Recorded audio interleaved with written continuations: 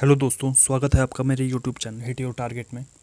आज हम यहाँ पर डॉक्टर बी आर पनेरू की जो हिंदी की वस्तुनिष्ठ सामान्य हिंदी है उसके ऑब्जेक्टिव प्रश्न श्रृंखला स्टार्ट करेंगे। पहला चैप्टर है इसमें हिंदी वर्णमाला, जो कि इसमें पहला क्वेश्चन है भाषा निर्माण की इकाइयों का सही अनुक्रम है। देखो, भाषा निर्माण की जो है सबसे छोटी इकाई कौन सी होगी। यहाँ पे ध्वनि सबसे छोटी है, ध्वनि या वर्ण। बाद फिर उन्हें मिला के शब्द बनता है, शब्दों को मिला के पद, फिर पद से बड़ा वाक्य। ठीक है, सी वाला इसका आंसर हो जाएगा। नेक्स्ट क्वेश्चन था भाषा की सबसे छोटी ध्वनि इकाई है तो कौन सी होती है, वर्ण। नेक्स्ट, हिंदी के वर्ण लिखे जाते हैं तो ये देवनागरी लिपि में लिखे जाते हैं, सी है इसका आंसर। हिंदी वर्णमाला में स्वरों की संख्या कितनी है इसमें, तो ये कितनी हुई, ये होती है 11 स्वरों की संख्या, डी है इसका आंसर। नेक्स्ट, अनुस्वार का चिन्ह छांटिए तो अनुस्वार कौन से होते हैं। अनुस्वार अंग और अह वाला अनुस्वार होता है, तो इसमें हो गया ए हो गया इसका आंसर। आगत स्वर कौन सा है, आगत स्वर है इसमें बी वाला। ये सब तो कौन से हैं, ये सब तो हिंदी वर्णमाला के अंतर्गत आते हैं स्वर। ये आगत स्वर जो बाहर से आया हुआ है, बी है इसका आंसर। और नेक्स्ट है आगत स्वर आ लिया गया है तो ये अंग्रेजी भाषा से लिया गया है, जो ये वाला अंग्रेजी भाषा से लिया गया है। ठीक है, नेक्स्ट है ह्रस्व स्वर का चयन कीजिए तो ह्रस्व स्वर कौन सा हो गया इसमें, लीरी। कैसा है, ह्रस्व स्वर है, लीरी। ए हो जाएगा 8 का ए। आ निम्नलिखित में से कौन सा स्वर है, तो ये आ दीर्घ स्वर है एक प्रकार का। ठीक है, नेक्स्ट असवर्ण स्वर है, ओ कैसा है, ओ है असवर्ण स्वर। ये भी हिंदी वर्णमाला में स्वर आ जाते हैं, ये असवर्ण स्वर कहलाता है, ओ। ठीक है, नेक्स्ट ए और अय वर्ण क्या कहलाते हैं, ए और अय कहलाते हैं कंठ तालव्य। कंठ और तालव्य से मिलके बनते हैं ये ए अय। ठीक, उच्चारण के आधार पर आ कौन सा स्वर है, आ, तो आ आता है इसमें आवाज़ देखो कंठ से निकलती है तो एक कंठ स्वर है। नेक्स्ट, अनुनासिक स्वर का चयन कीजिए। अनुनासिक में होता है नाक और मुंह दोनों से मिला के जिसमें आवाज़ आती है, तो ये हो गया इसका हो गया आंसर डी, अनुनासिक। अंत में अ आता है, जिनके अंत में अ आता है उन्हें अकारांत कहते हैं। नेक्स्ट, कौन स्वर नहीं है, कौन सा नहीं है इसमें स्वर, इसमें हो गया ये वाला य। ये क्या है, ये व्यंजन हो गया य। ठीक है, नेक्स्ट, पश्च स्वर है,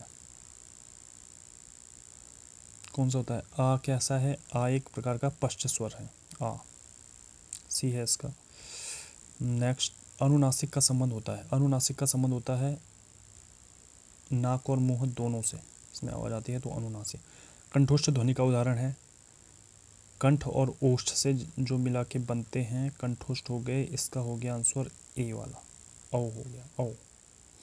अयोगवाह का चयन कीजिए। अयोगवाह के अंतर्गत देखो सभी आ जाएंगे, ये ए भी आ जाएगा, बी भी आ जाएगा, सी भी आएगी, सभी उपयुक्त सभी है इसका।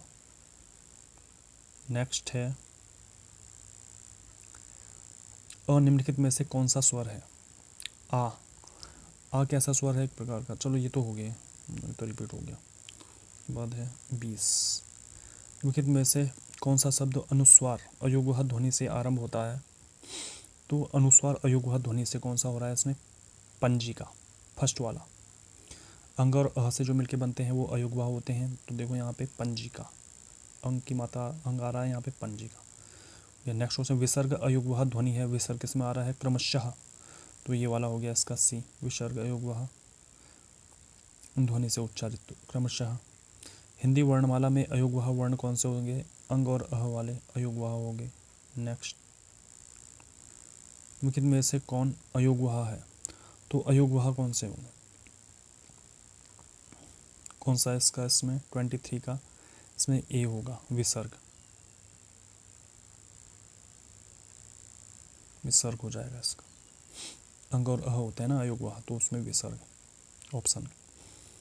निम्नलिखित में से कौन सी वे कौन सी ध्वनियाँ हैं जिन्हें अयोगवाह कहा जाता है? अंग और अह। हिंदी वर्णमाला में व्यंजनों की संख्या सबको पता है, ये 33 होते हैं, 33 व्यंजन। झ किस वर्ग के अंतर्गत आता है? तो झ आता है च वर्ग के अंतर्गत, च छ ज झ ञ, ठीक है, इसका बी हो जाएगा। नेक्स्ट, ट वर्ग के अंतर्गत कौन सा आता है?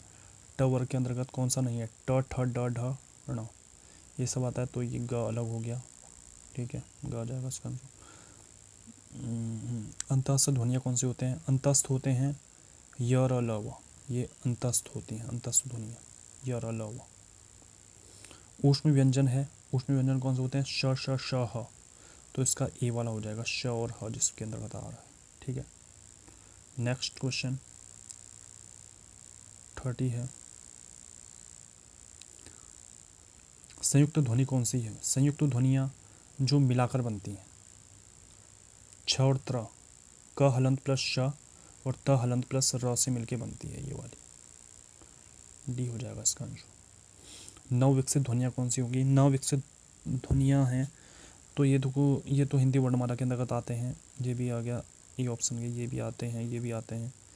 जो ड और ढ, ये जो है नव विकसित ध्वनियाँ, ये अलग से बनाई गई हैं, ड और ढ, बी हो जाएगा इसका आंसर। वर्णों में संयुक्त व्यंजन कौन सा हो गया? संयुक्त व्यंजन है ज्ञ, किससे मिलके बनता है? ज हलंत प्लस ञ से ज्ञ बनता है, ठीक है। नेक्स्ट, आगत व्यंजन का चयन कीजिए। आगत व्यंजन, इसमें फिर से वही है आगत व्यंजन, सी वाला ऑप्शन है इसका। आगत व्यंजन जो कि वर्णमाला के अंतर्गत नहीं है, जो अलग से आए हुए हैं। हिंदी वर्णमाला में कितने पंचमाक्षर हैं? पंचमाक्षर देखो 5 होते हैं, जो 5वें स्थान पर आते हैं, जैसे च छ ज झ ञ, य हो गया, पंचमाक्षर हो गया। ट ठ ड ढ ण, त थ द ध न भी पंचमाक्षर के अंतर्गत आता है, तो 5 होते हैं इस प्रकार से, ठीक। पंचमाक्षर का चयन कीजिए। नेक्स्ट क्वेश्चन देखो यार, प फ ब भ म, ये 5वें नंबर पर आता है पंचमाक्षर, ये हो गया इसमें। नेक्स्ट क्वेश्चन, क ख ग ज फ ध्वनियाँ किस भाषाओं की हैं? तो ये सब हैं जो है अरबी फारसी की हैं, अरबी फारसी, ये हो जाएगा इसका। छ वर्ण किसके संयोग से बना है? क हलंत प्लस श से, सी।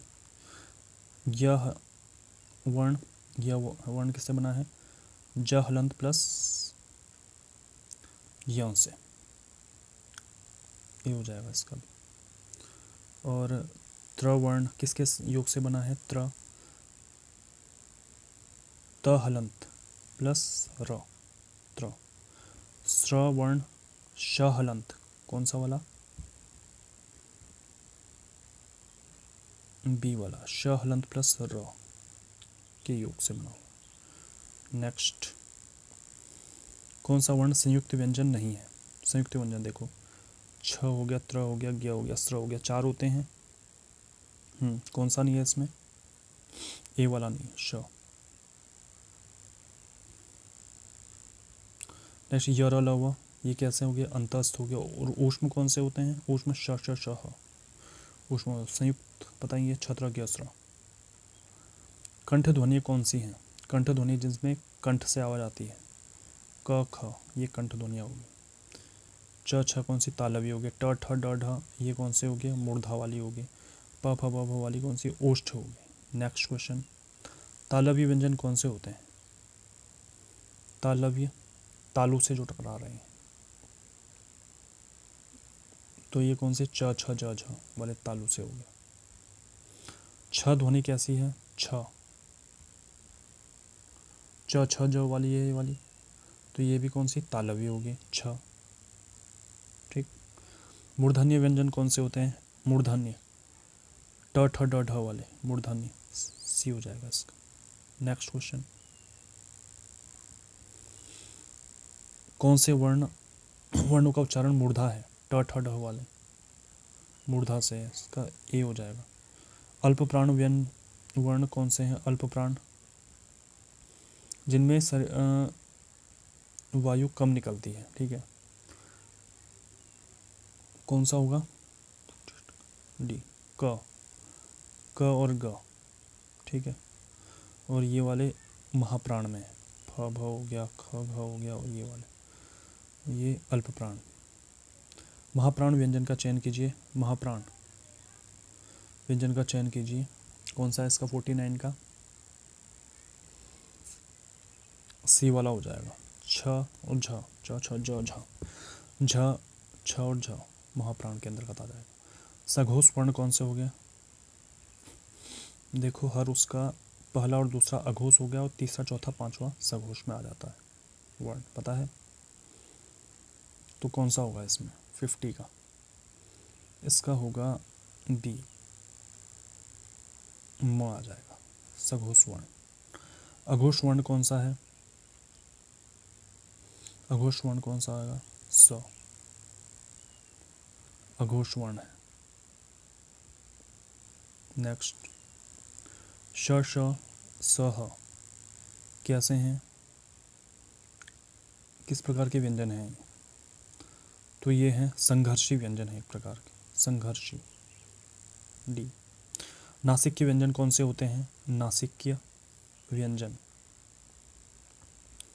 तो ये जो पंचमाक्षर होते हैं ना, वर्ग के पंचमाक्षर नासिक्य व्यंजन होते हैं। श्वास के अवरोध की प्रक्रिया के आधार पर ल कौन सा व्यंजन है? तो ल है एक प्रकार का अंतःस्थ व्यंजन है, य र ल व आता है अंतःस्थ में, यस। द्वितीय व्यंजन कौन सा हो गया? बिल्ली देखो द्वितीय व्यंजन है। अब जिसमें द्वितीय व्यंजन होते कौन से हैं? एक साथ दो बार दोहरा होने वाला, मतलब जैसे कैसे, जैसे हम प्रसन्नता लिखते हैं तो उसमें दो बार न आ गया, ठीक है, प्रसन्नता में दो बार न आ गया ना, ऐसे ऐसे, तो द्वितीय हो गया। जैसे हम बिल्ली लिख दिया, बिल्ली ल आ गया दो बार उसमें, जैसे दिल्ली लिख दिया, तो ये कैसा द्वितीय व्यंजन के अंतर्गत आ जाते हैं। नेक्स्ट क्वेश्चन, व्यंजन गुच्छ में उससे संबंधित शब्द का चयन कीजिए। व्यंजन गुच्छ, तो इसका हो जाएगा त्याग। अब इसमें होता क्या है व्यंजन गुच्छ में, देखो व्यंजनों का संयोग होगा इसमें व्यंजन गुच्छ में, एक साथ झटके के साथ इसमें आवाज़ निकलेगी। अब जैसे हम बोल देते हैं स्नातक बोला, जैसे हमें स्नातक, तो एकदम झटके के साथ श्वास बाहर निकले स्नातक। जैसे त्याग हुआ, त्याग, तो ये व्यंजन गुच्छ के अंतर्गत आते हैं ऐसे शब्द, ठीक है। इसका बी ऑप्शन हो जाएगा सही, त्याग। एकाक्षरी शब्द कौन से हो गया? एक साथ श्वास बाहर। एकाक्षरी में देखो एकाक्षरी है आज, एकाक्षरी शब्द है। और जो शस्त्र है ये कैसा है? ये द्विअक्षरी है। दो अक्षर से कैसे मिलके बन रहा है? शस हलंत प्लस त्र, का प्लस या, भा प्लस शा, भाषा, ये सब दो अक्षरी शब्द हैं। जबकि आज कैसा है? आग, आज, आज हो गया, ये एक अक्षरी शब्द है। और श्वास कैसा है? देखो इसके द्विअक्षरी शब्द का गण था, श्वास भी एक अक्षरी है, श्वास एक अक्षरी हो गया। प्यास हो गया, एक अक्षरी शब्द है। और अस्पष्ट, अ प्लस स्पष्ट, ये है द्विअक्षरी शब्द, अ प्लस स्पष्ट हो जाएगा द्विअक्षरी शब्द। प प्लस पी प्लस हा, ये त्रिअक्षरी शब्द है, तीन अक्षर से मिलकर बना। नेक्स्ट, तीन अक्षर वाला शब्द कौन सा है इसमें?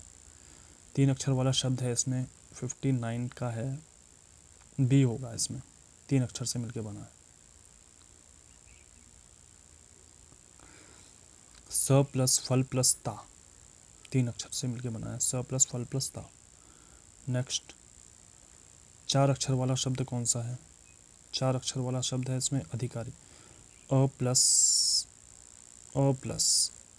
धी प्लस का प्लस री, अधिकारी, चार अक्षर से मिलके बना है, ठीक है। ये चार अक्षर से मिलके बना हुआ है। और महिला जो है, और यहाँ पे इसमें जैसे आप हो गया, या आप एक अक्षरी है, यहाँ पे क प्लस मल द्विअक्षरी है। वीडियो देखने के लिए थैंक यू।